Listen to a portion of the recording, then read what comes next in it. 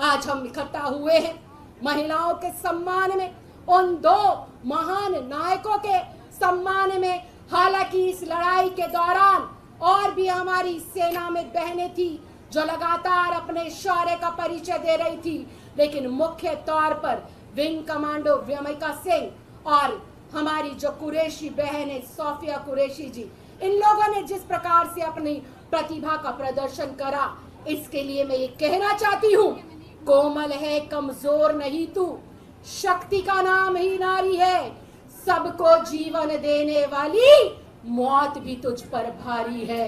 जब देश की बेटियां मौत से नहीं डर रही थी, जब देश के बेटे मौत से नहीं डर रहे थे, जब भारतीय माँ के सपूत अपने माता के माँ भारती के सम्मान में खड़े थे, तब मोदी सरकार ने जिस प्रकार से अपने कदमों को पीछे हटाया है, ये पता चलता है कि 56 इंच के सीने वाले लोग डर गए हैं।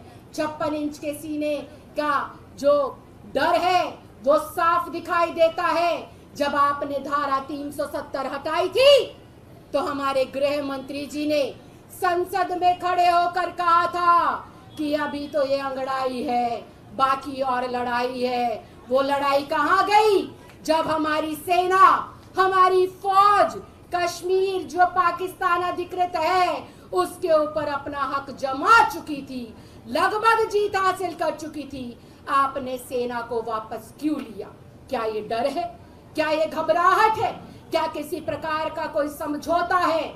मैं आज इस मंच से मोदी जी को, देश के प्रधानमंत्री को और जो है भारतीय जनता पार्टी के लोगों को ये चूड़ियां भेंट करना चाहती हूँ। मैं मोदी जी को ये चूड़ियां देना चाहती हूँ कि ये चूड़ियां पहन लीजिए।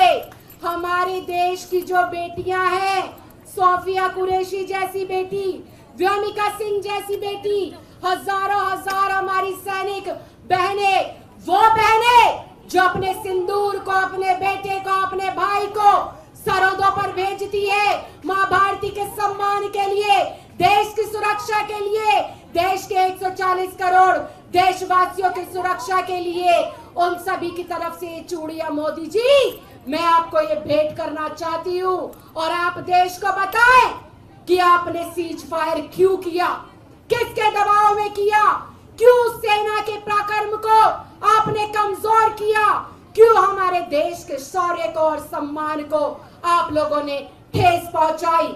जब पाकिस्तान अधिकृत कश्मीर के ऊपर हमारी सेना कब्जा कर चुकी थी तो ये चूड़ियां पहनकर तो बताने का प्रयास करेंगे कि आपने सीज फायर का आदेश तीसरे देश के कहने पर क्यों किया, किसके दबाव में किया। और मोदी जी आपको जवाब देना पड़ेगा।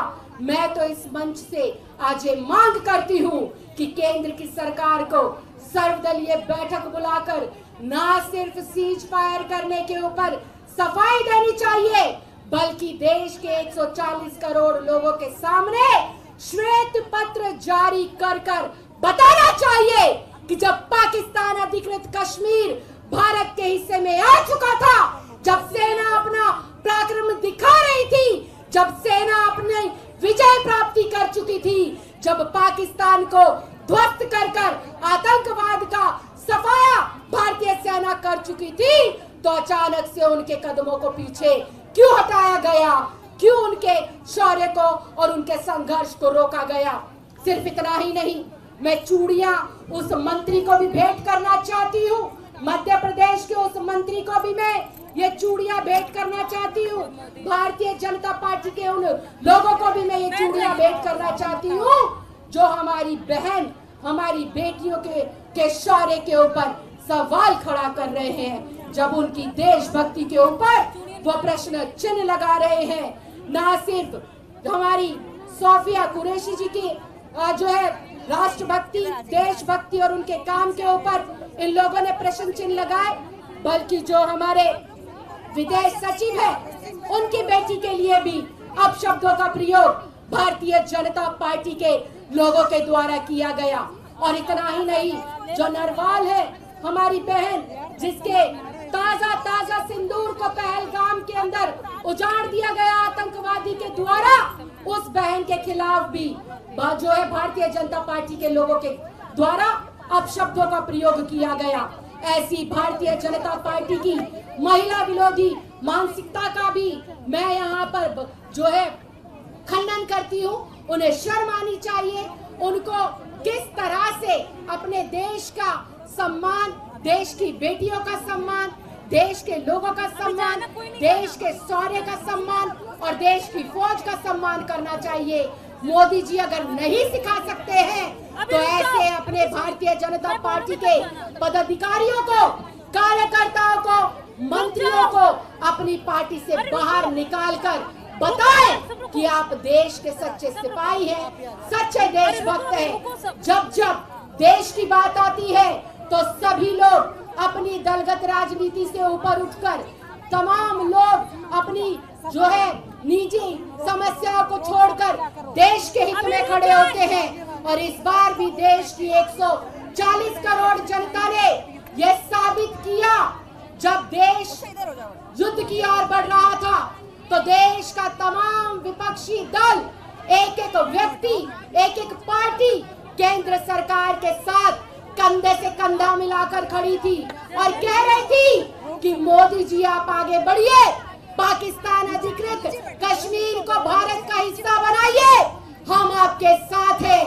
चुनाव के समय अमित शाह ने कहा था, चुनाव के समय उत्तर प्रदेश के मुख्यमंत्री योगी आदित्यनाथ ने कहा था कि तीसरी बार नरेंद्र मोदी जी अगर भारत के प्रधानमंत्री बनेंगे तो 6 महीने के अंदर पाकिस्तान अधिकृत कश्मीर भारत का हिस्सा होगा। और मौका भी आया, ऐसा सुनहरा मौका आया जब महज 72 घंटे के अंदर भारतीय फौज ने पाकिस्तान के छक्के छुड़ाने का काम किया। लेकिन ये गीदड़ भभकी और ये डरपोक 56 इंच का सीना न जाने कहां डर गया और सीज फायर का ऐलान कर कर 140 करोड़ लोगों के सपने को तोड़ने का काम किया। पाकिस्तान अधिकृत जो कश्मीर भारत का अभिन्न अंग है, जो हम जीत चुके थे, लगभग सेना बस झंडा फहराने ही वाली थी, उसको रोकने का काम किया। मैं मोदी जी को ये चूड़ियां भेंट करते हुए बस इतना कहना चाहती हूँ कि आप जल्दी से ये बताएं, 140 करोड़ देशवासी जानना चाहते हैं कि किस दबाव में आकर तीसरे देश के हस्तक्षेप के बाद आप लोगों ने शीज फायर किया है।